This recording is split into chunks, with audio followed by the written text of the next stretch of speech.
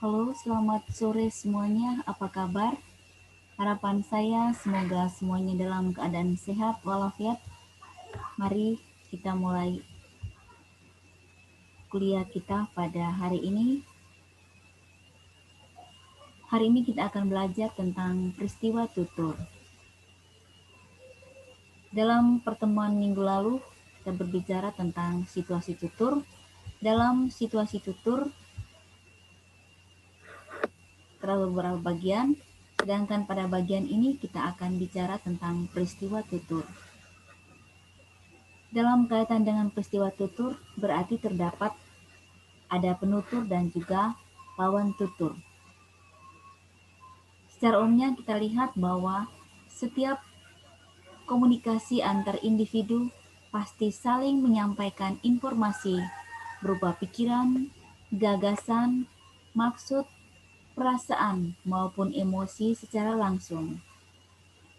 Dalam setiap proses komunikasi, pasti terjadilah peristiwa tutur.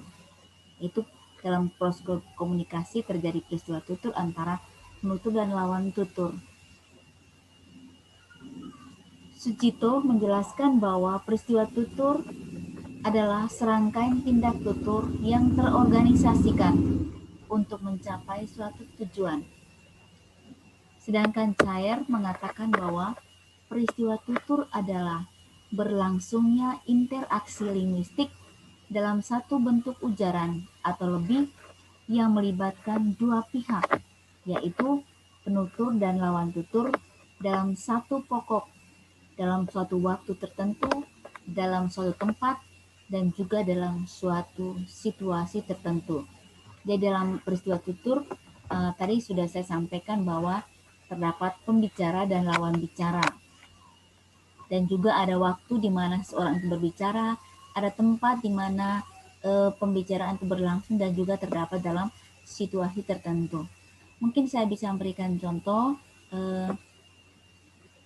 kalau kita berbicara tentang peristiwa tutur, itu bisa terjadi dalam suatu ritual adat, atau kita juga bisa membaca dalam suatu novel atau karya sastra apa saja. Yang penting terdapat dialog antara pembicara dan lawan bicara atau penutur dan lawan tutur. Untuk melihat semua yang berkaitan dengan peristiwa tutur, kita lihat bahwa peristiwa tutur merupakan satu rangkaian tindak tutur dalam satu bentuk ujaran atau lebih yang melibatkan dua pihak, yaitu penutur dan lawan tutur. Dalam kaitan juga seperti yang disampaikan tadi bahwa terdapat satu pokok tuturan dalam waktu tertentu, tempat, dan juga dalam situasi tertentu. Terjadinya peristiwa tutur tidak terlepas dari suatu konteks. Ya, konteks itu di mana ada pembicara, lawan bicara, tempat, situasi di mana seorang pembicara dan lawan tutur itu saling berkomunikasi. Menurut Delhaims, cara terjadinya peristiwa tutur yang terkenal dengan akronimnya itu speaking. Sekarang kita lihat perincian dari speaking tersebut. Yang pertama, setting. Berbicara tentang setting yaitu berkaitan dengan waktu dan tempat suatu tuturan itu berlangsung.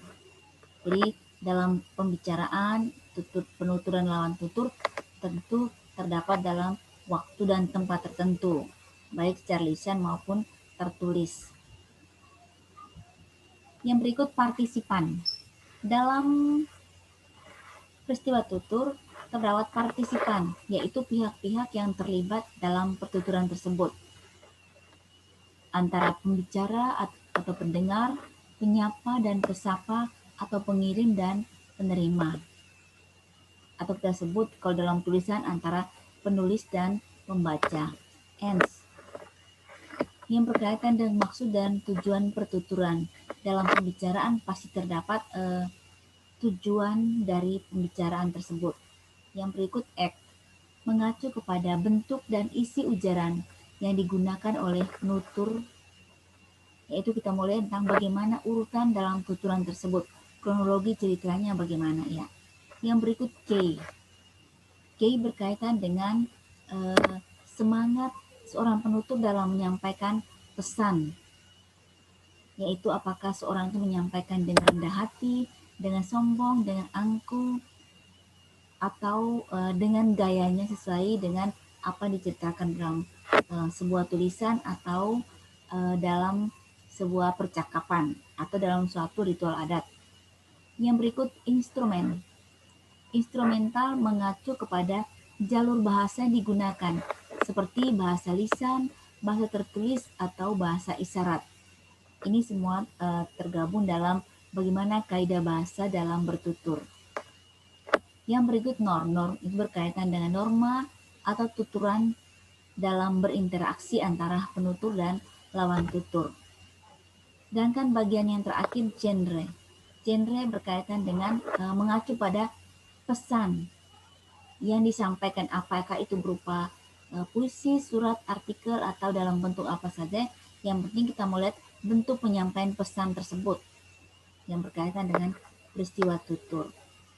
Untuk peristiwa tutur kita bisa ambil materinya atau bahannya yang bisa dijadikan sebagai bahan untuk mengkaji speaking banyak.